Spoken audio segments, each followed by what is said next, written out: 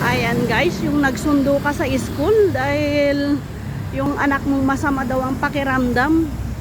Pero umuwi na pala kasi sumabay pa rin sa service. Ayan, kung kailan nandito ka na, 2 tumbling na lang sa school.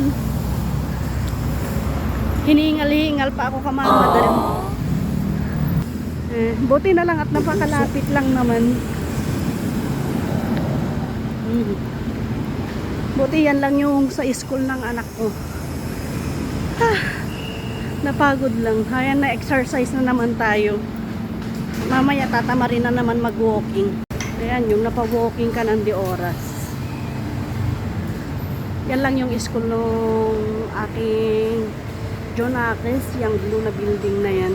Yung pinaka, yung maliit. Ayan. Anak ko.